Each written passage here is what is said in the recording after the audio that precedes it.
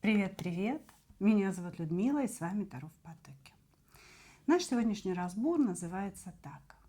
Какие чувства к вам он скрывает? И у нас с вами будет 3 позиции. Выкладываю их перед вами. Загадывайте ваших мужчин. И начнем мы, как обычно, с сигнификации. Значит, посмотрим, что за человек пришел, что между вами, да, ну, какая-то информация, которая поможет вам определиться, правильно вы загадали позицию или нет. А дальше мы будем смотреть в целом, что скрывает от вас человек, потому что, может быть, вы узнаете какую-то важную информацию для себя, да, ту, о которой вы даже не подозревали. Может быть, эта информация объяснит его поведение, да? Ну, то есть, что он скрывает в целом, и, как говорится уже второй линией, что он скрывает, какие чувства к вам он скрывает, да? Ну, и, может быть, нам покажет, почему он их скрывает, почему он не хочет как-то их вам показать. Итак, двоечки, троечки идут у нас в ожидание. Начинаем с единичек и смотрим, кто к нам пришел,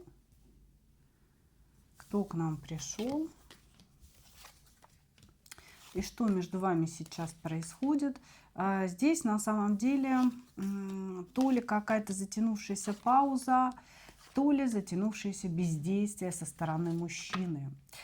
Как будто бы, знаете, вы оба достигли точки, когда нужно что-то делать, когда нужно как-то проявляться, проявлять себя, свой интерес и так далее.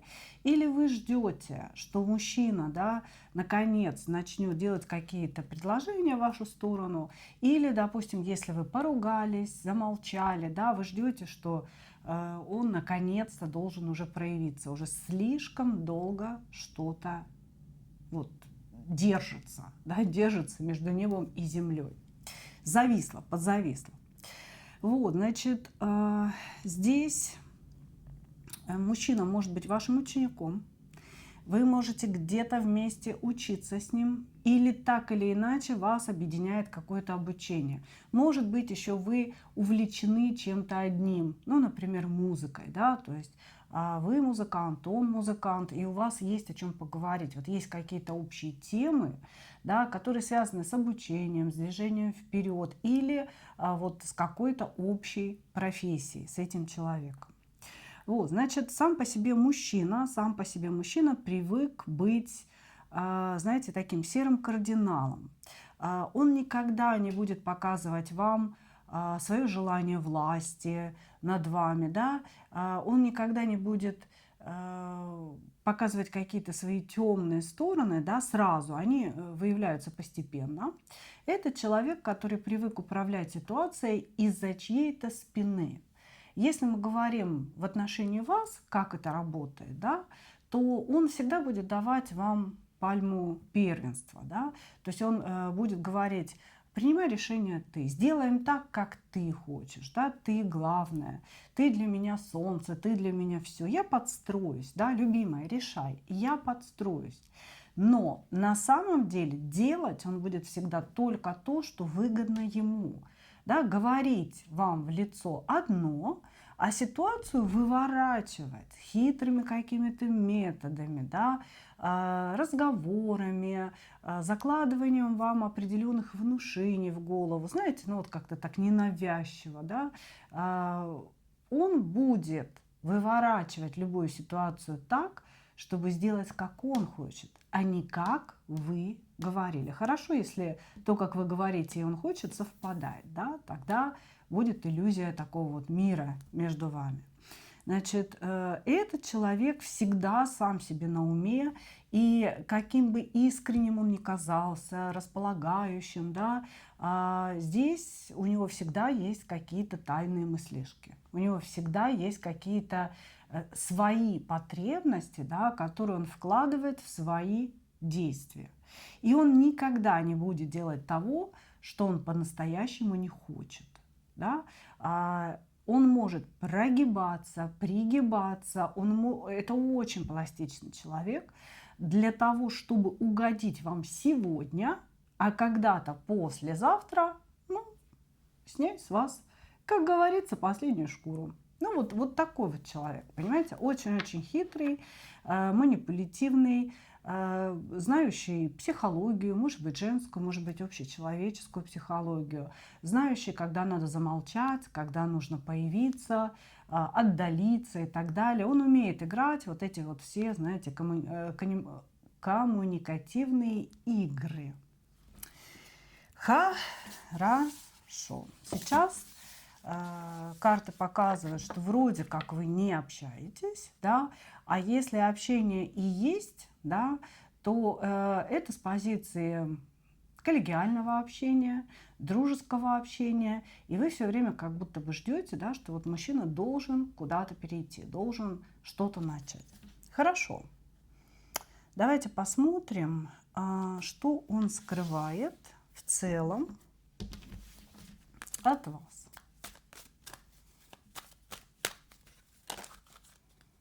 Что он скрывает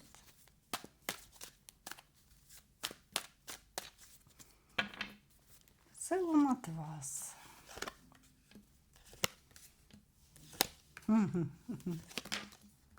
Интересно. Опа, опа, опа. Слушайте, ну вы мужчину привели.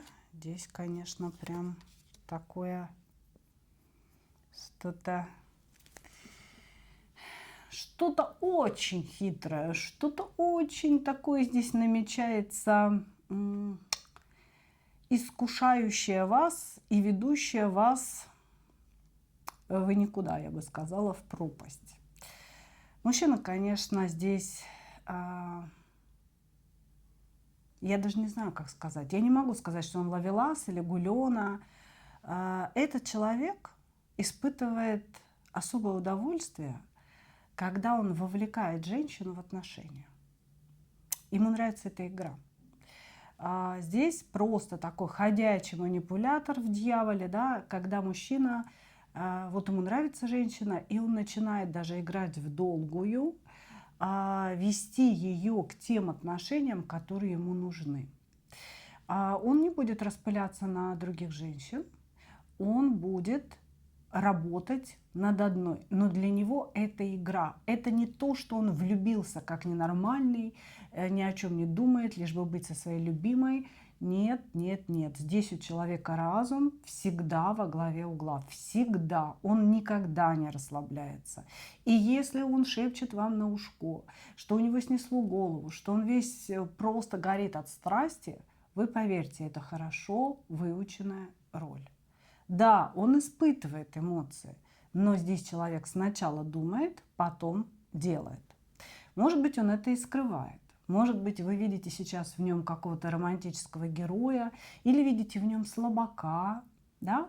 А скрывает он именно то, что он играет эти роли. Он может сыграть вам кого угодно. Это очень талантливый человек.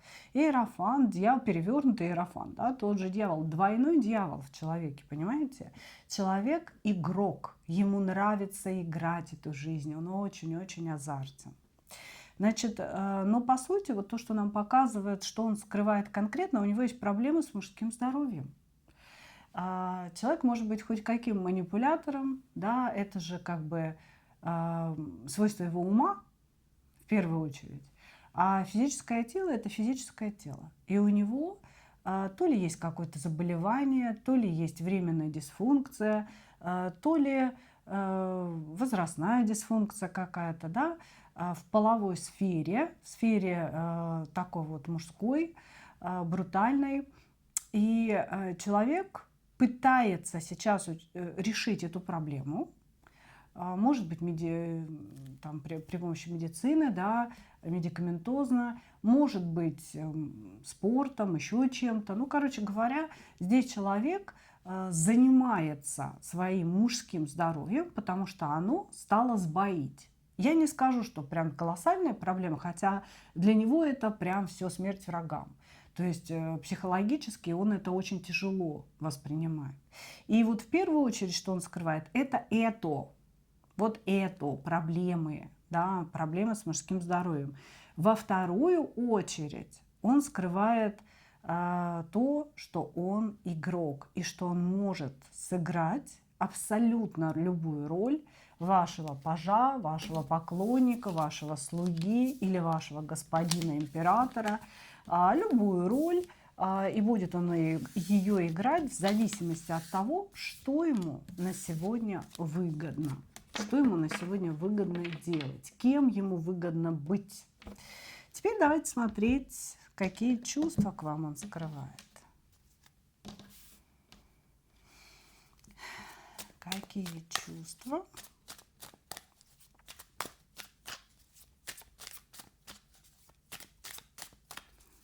к вам он скрывает?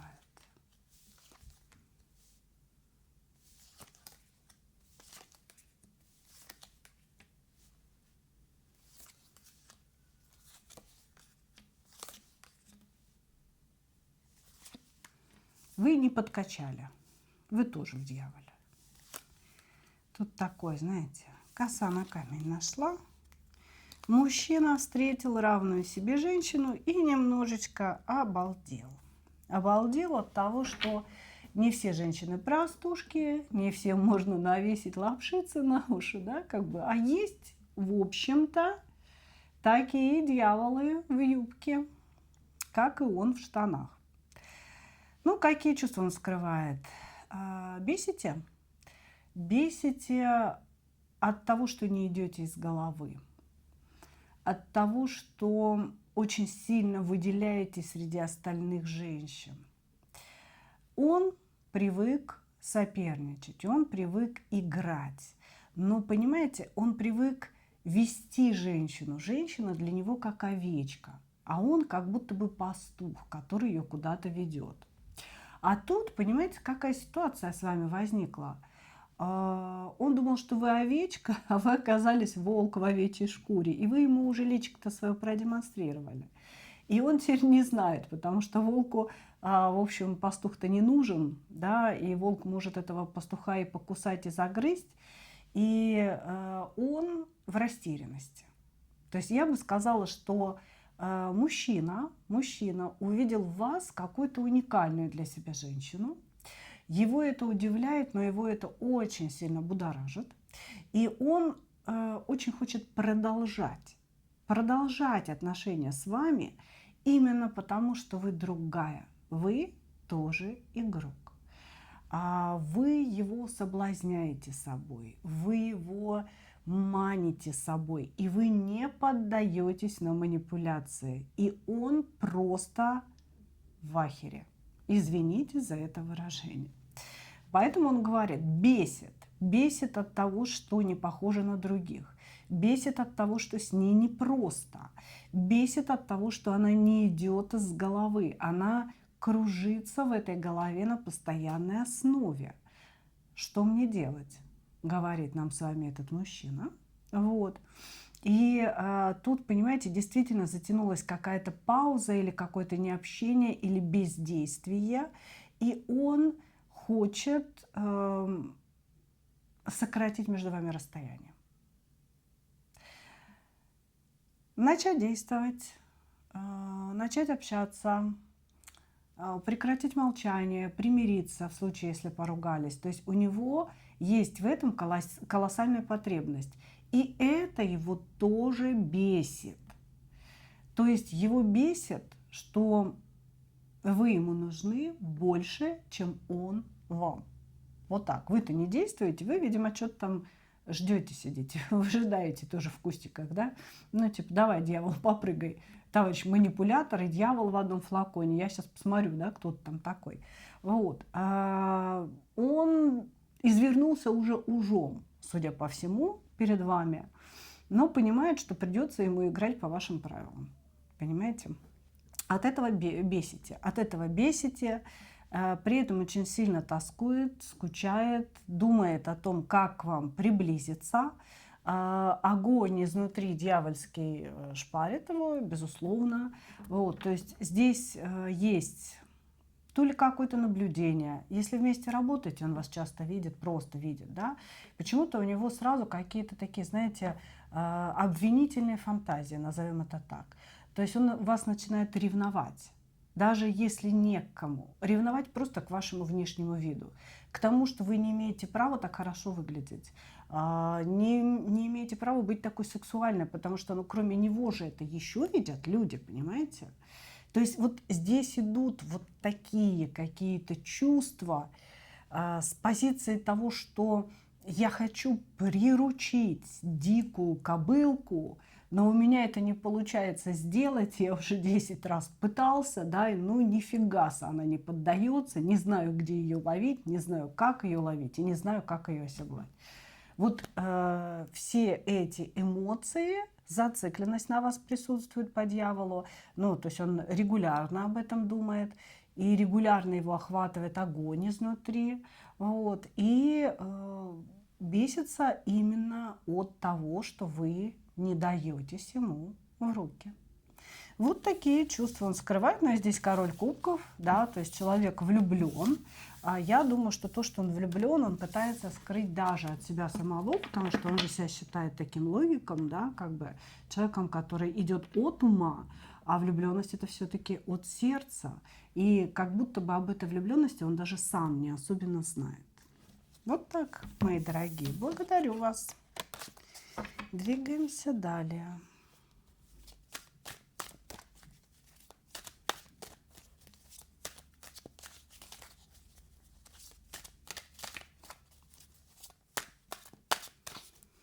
Двигаемся далее.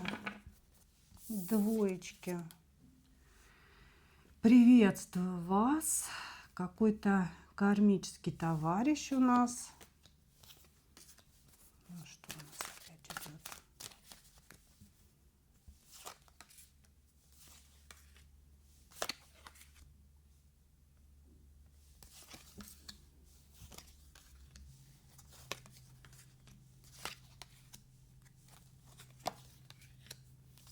Инертный мужчина, инертное поведение мужчины в вашу сторону.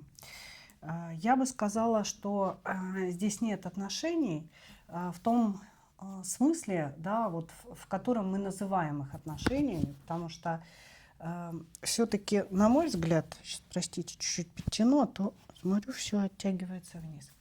На мой взгляд, отношения – это все-таки когда люди встречаются, когда люди общаются, когда люди спят вместе, да, то есть есть близость, есть и выяснение отношений, да, сходятся, расходятся. Все это мы называем отношения. Но когда идет просто общение, да, без тактильности, без взаимодействия, это все равно или дружба, или хорошее расположение, да, то есть не назовешь это отношениями. И вот здесь вот я отношений как таковых не вижу. У вас может быть переписка, но учитывая карты работы, да, которые здесь выпадают, скорее всего, вы вместе работаете в одном коллективе. Или же здесь какие-то услуги друг другу, да, и, возможно, эти услуги подразумевают переписку. Например, это ваш доктор, который пишет вам периодически, да, там, сдать анализы, или как вы, или пришлите мне свои анализы, ну, вот что-то вот в этом роде, да. То есть я вижу, что здесь нет как таковых, нет состава этих отношений. Нет, еще ничего не началось. Вот, значит, и очень многих это коллега по работе, который просто тусуется рядом, все время где-то трется возле вас, дает двусмысленные сигналы, то намекает, то отмекает и так далее, то кофе принес, то цветы принес вне каких-то праздников, то впрягся за вас перед начальством ни с того ни с сего, а потом делает вид, что это все случайность, что он это делает для всех. Вот. Или же здесь мужчина, который проявлялся к вам на работе, получил от вас, может быть, отворот-поворот, или как-то не так проявлялся, быть может, да, и вот сейчас он опять занял позицию «мы просто коллеги». Потому что активного любовного взаимодействия здесь не показано. Не показано. Мужчина часто, ну, скажем так, показывает себя в позиции жертвы. Может быть, рассказывает какую-то трагичную историю своей жизни, когда его кинули, обманули, оставили, и вот он выпутывался сам. Может быть, какая-то болезнь у него была, еще что-то. Почему-то он любит, чтобы его пожалели. Этот человек, он вот прям намеренно или слухи о себе какие-то распространяет, или сам все время разговаривает с позиции того, что вот пожалейте меня, я бедный, несчастный, меня нельзя обижать. Вот с этой позиции всегда разговаривает. И тоже тут очень интересные такие действия. 1 шаг к вам, 2 шага назад. 1 шаг к вам, 2 шага назад. Если у вас есть какая-то страница в интернете, человек часто ее сталкерит. То есть он заходит, он ищет какую-то информацию о вас именно в интернете так, чтобы вы не видели и даже не подозревали, что он там был. Хорошо.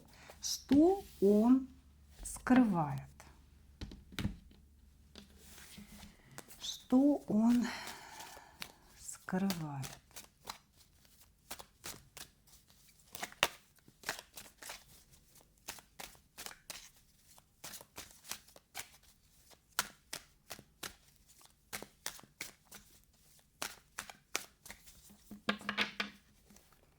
Что он скрывает? Опа.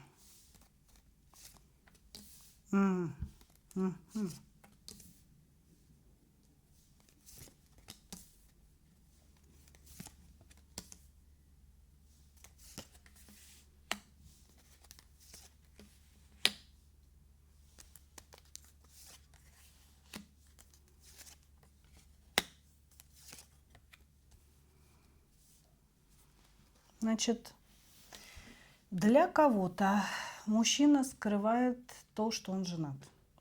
То есть, быть может, вы думаете о том, что это свободный мужчина, да, что он, в общем, готов строить новые отношения, а он не свободен, он женат, у него есть печать в паспорте, и, в принципе, ну, может быть, с женой были какие-то траблы. Сейчас он намерен восстанавливать отношения с этой женщиной. Вот. Если вы точно знаете, что мужчина в данный момент не женат, то он не может быть холостяком, потому что здесь все-таки выплывает пентаклевая королева, а эта женщина жена, и тут человек может быть разведенным. Если вы знаете, что мужчина разведен, вы должны понимать, он скрывает свое общение с женой и скрывает то, что в данный момент он пытается восстановить с ней отношения. То есть сейчас мужчина не направлен в вашу сторону. Он не направлен вообще ни в чью сторону, кроме стороны своей жены. Может быть, она объявилась через время. Может быть, они в течение вообще всего срока после развода поддерживали отношения. Но в данный момент он пытается с ней восстановить отношения, потому что у него сохранились чувства.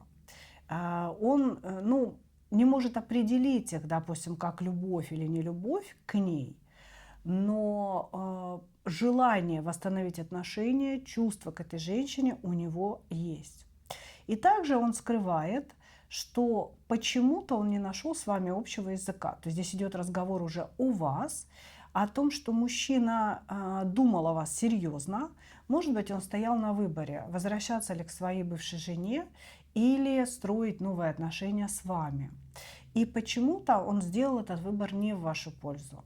Он говорит о том, что вы не нашли общего языка, какими-то своими словами или действиями вы разбили ему сердце. Ну, такой чувствительный, да, как бы подобиделся на вас за что-то. И он понял, что вы, к сожалению, не та женщина, с которой можно строить отношения будущего. Понимаете? Вообще здесь ощущение такое. Он реально выбирал между вами и своей бывшей женой и думал, в чью сторону ему идти. И выбрал возвращение к жене. Вы сложная, вы активная, жезловая королева. Женщина, которая видит насквозь. Женщина, которая ждет действий, которая подталкивает к этим действиям. Женщина, которая не готова ждать, не готова быть второй там, или восьмой, понимаете? И ему сложно, то есть вы вот прям сильнее, чем он, вы его очень сильно давите. И поэтому здесь мужчина как-то, знаете, ну, видимо, к женщине попроще рванул. Хорошо, давайте смотреть, какие же чувства к вам он скрывает.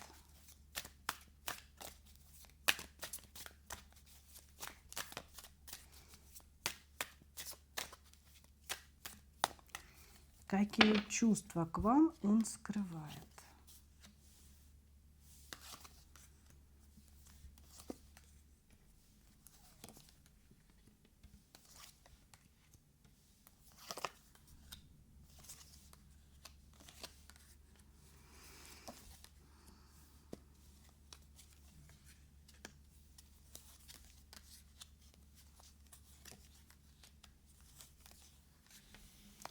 Тут, понимаете, была такая ситуация. Вы мужчине понравились, но понравились ему не с позиции, да, что вот эта женщина мне нравится, сейчас я начну действовать, а вдруг что-то получится. От тоски, от одиночества. Вы меня простите, да, но вы должны понимать, что как будто бы у него не было больше вариантов. Ну, то есть, понимаете, сидел человек, ну, не сидел, там, жил, работал. И что-то ему вот так тоскливо, чувствует себя одиноким, чувствует себя никому не нужным. А тут вы красивая, эффектная, сексуальная. И вот не потому, что вы уникальная, единственная, и он это почувствовал какую-то искру, а почему бы за ней не поухаживать, почему бы за ней не поухлёстывать. Вот, ну, вот такое здесь отношение, если честно. Вот. Очень много сексуального влечения. То есть если бы вы были готовы не на серьезные отношения, а просто на секс, то мужчина здесь и сами бы подошли, сказали ему, да, потому что он какой-то еще стеснительный у нас, типа пойдем переспим, и я без претензий, он бы пошел, да, но он понимает, что вы человек серьезный, вы человек, требующий уважения к себе, и он, ну, как-то не осмелился вам предложить такое взаимодействие. Но на что-то большее, я думаю, он, ну, сейчас не пойдет, это точно. Здесь какие чувства он скрывает? Ну, он скрывает то, что нет какой-то основы чувств, да, нет чего-то серьезного, есть сексуальные импульсы в вашу сторону, которые нереализуемы из-за того, что вы на это не пойдете. Вот. И у него были мысли, да, о развитии отношений с вами до чего-то серьезного, то есть вступать или не вступать, вступать или не вступать. Но это все с позиции его ума. Вот как будто бы он понимал, что вы ему подходите, и можно с вами в дальнейшем выстроить какие-то качественные отношения. Но нет вот этого притяжения, нет вот прям настоящей любви какой-то, понимаете? Вот, то есть здесь человек скрывает от того, что он пытался за вами ухлёстывать от своего одиночества, от того, что хотелось лезть на стену, и нужен был спасатель, нужен был человек, который подарит какие-то эмоции. Но, судя по всему, в процессе вашего общения возникла его бывшая жена, а там действительно есть чувства. И он вот как-то переменился. Я бы сказала так. Ну вот. Вот такие чувства он скрывает. Уважение к вам есть. И хорошо, что не согласились на интрижку. И хорошо, что не пошли на что-то. Да? То есть есть уважение к вам, сексуальный импульс. Но все то, что мы называем чувствами, да, оно направлено в другую сторону этого человека. Благодарю вас. Двоечки. Двигаемся дальше.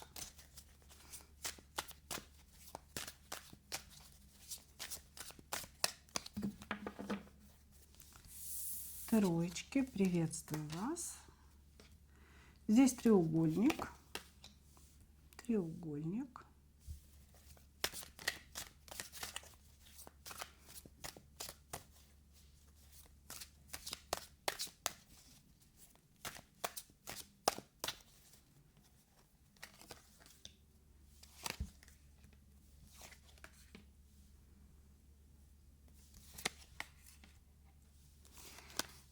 может быть четырехугольник.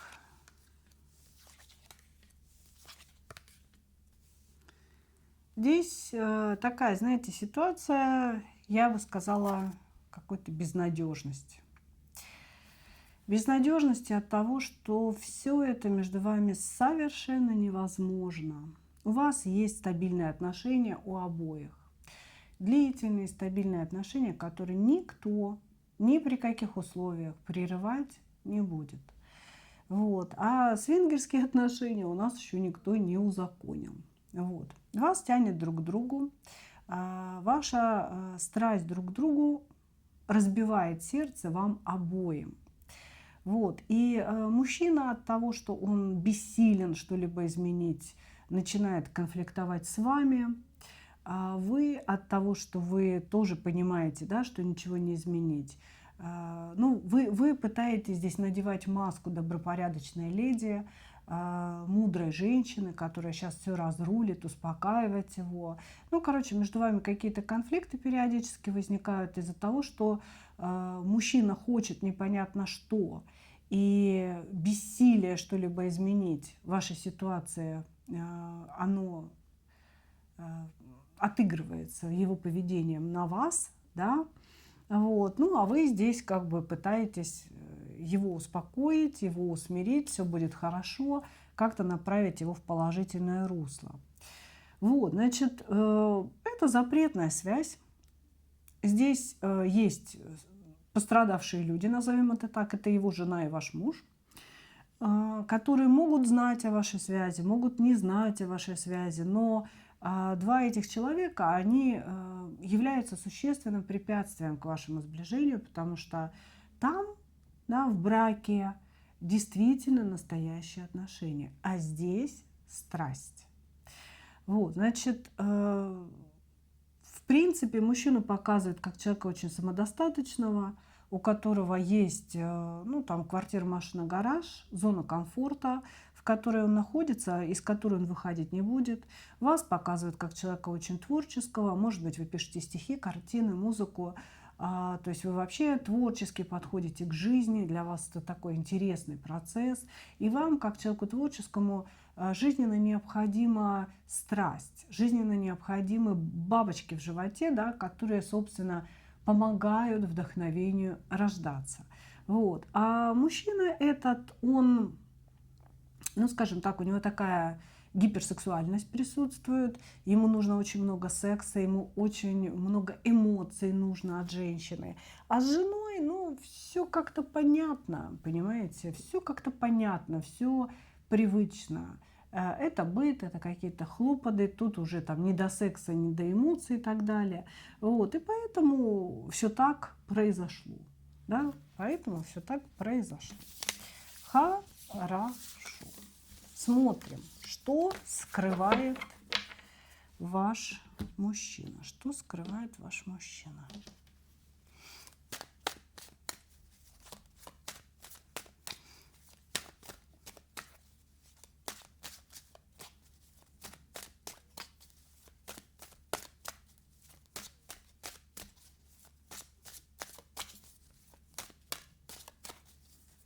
Что скрывает ваш мужчина?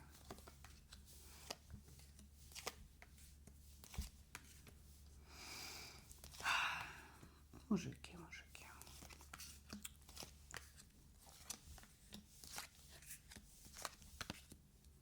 Еще одну женщину. Еще одну женщину. То есть есть жена, есть вы, а есть еще одна новая, любимая, кубковая королева, которая у него то ли появилась, то ли он с ней встречается где-то в поездках. Здесь или мужчина ездит в какие-то командировки, или он отъезжает по каким-то делам. Может быть, это дача. Да, может быть, жена с ним на дачу не ездит по выходным, и на даче у него появилась новая любовница. Вот, то есть здесь совершенно конкретно говорится, мужчина скрывает от вас, да, от вас, ну и, скорее всего, своей жены, еще одну женщину, которую он добавил к вашему треугольнику замечательному, да, и дефилирует между вами всеми. Ну, потому что, как я уже сказала, да, у него очень много сексуальной энергии, нужно ему куда-то ее выливать, но, видимо, недостаточно вас, жены и так далее. Женщина это самодостаточная, она живет отдельно, она не замужем, у нее все есть, она ничего от него не требует. Здесь есть какие-то, может быть, это даже интернет-знакомства, если честно, и вот они встретились. Здесь есть какие-то переписки. Короче говоря, я бы сказала так. Ваш мужчина сейчас увлечен другой дамой. Вот. И у него там только все начинается, пися горит, значит, все фибры всего идут в ее сторону. Он запутался, но по сути здесь мужчина такой, он не хочет ничего решать, он не хочет ничего распутывать. Он живет согласно своих импульсов. Вот у него есть пожелание, у него есть потребность, да, куда-то вот свою энергию запихать. Он это все и делает, собственно говоря. Вот что он скрывает, мои дорогие, некрасивую правду скрывает, что он у нас ходок. Ходок. Но при этом по иерофанту мы всегда держим лицо. Перед женой он прекрасно семьянин, перед вами он: ты что? Я никогда не изменял жене. Вот только ты моя любовь всей моей жизни. Вот, и просто если бы не ты, я бы никогда и не изменил. А тут еще третья появляется женщина, да, и оказывается, вот оно как все у нас. Хорошо. Давайте, какие чувства он скрывает?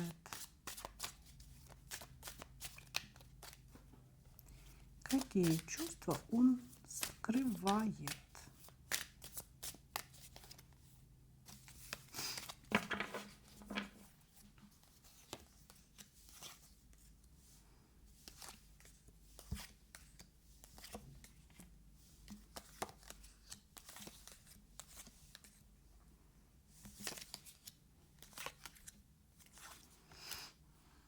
Вы знаете, здесь у человека, извините меня, наверное, за такую пошлую откровенность, да, на кого пися встала, того он и любит. Вот так. Он вообще идет за своим жезлом, собственно говоря, повсеместно и во всем. И для него это все нормально. Да, для него это нормально. Вы можете хотеть большой чистой любви, думать о том, что это какая-то роковая встреча. Да, мы, женщины, склонны преувеличивать вообще и любовь, и отношение мужчины к нам. Мы все время все идеализируем. А он не идеализирует. Это совершенно реалист, который говорит о том, что любовь – это удовлетворение в сексе. Если женщина меня возбуждает, удовлетворяет, значит, я ее люблю. Если перестала это делать или возникают какие-то непреодолимые препятствия, ну окей, найдем другую женщину. Да? То есть как бы у него вообще с этим вопросов нет. Поэтому какие чувства он скрывает? Он скрывает, что на сегодня он устал от какой-то тайны, он устал то ли встречаться с вами где-то по каким-то, знаете, там гостиницам, может быть, или прятаться. Короче, устал он прятаться. Он устал прятаться, устал вам что-то доказывать, устал вам что-то объяснять в переписке. По большому счету, я бы сказала, что он устал от вас.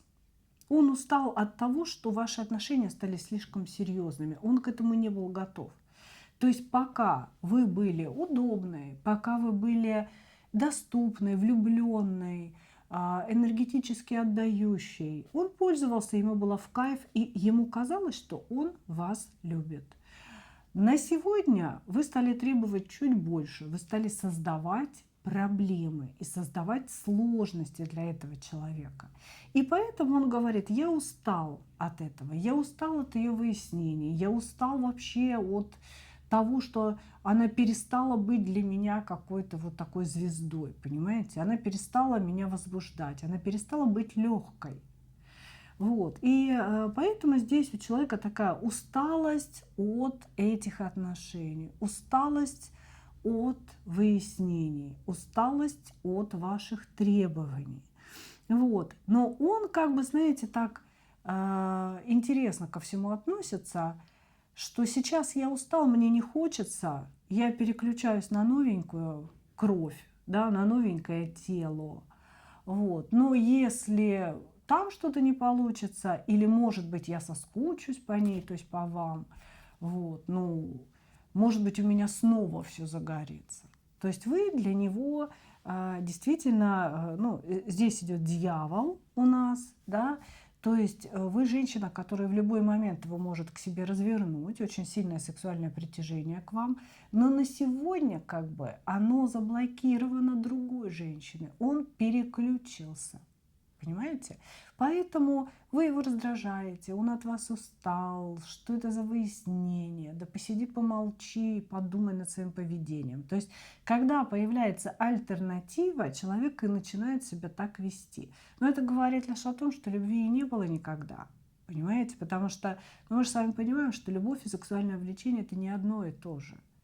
Как бы вот мужчины себя не клеймили этим, да, нет, не одно и то же.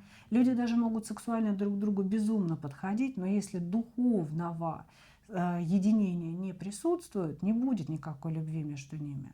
А у него вот это знак равенства, да, между этим и этим знак равенства стоит. Вот, поэтому что он скрывает? Скрывает он, ну, по большому счету, он скрывает просто появление еще одной женщины, которой сейчас все его фибры направлены, и поэтому можно с вами вести себя как угодно. Понимаете, как угодно. Но он держит вас про запас, потому что есть возбуждение в вашу сторону, есть притяжение в вашу сторону. И когда захочу, или когда меня переклинит, или, может быть, я по ней соскучусь, да, как бы эта страсть может загореться вновь, и я тогда, значит, подплыву, подкачу. Как-то так. На самом деле, ну, лично мне, да, не нравятся его мысли, девочки. Это вообще как-то не очень. Вот так. Ну, это ваше дело, да, продолжать, не продолжать. Вот такой получился у нас сегодня разбор. Благодарю вас за ваше внимание. И, как обычно, хочу пожелать вам только одного. Встретить настоящую любовь и не потерять в ней себя. Ну а мы увидимся с вами в следующих видео. Пока-пока.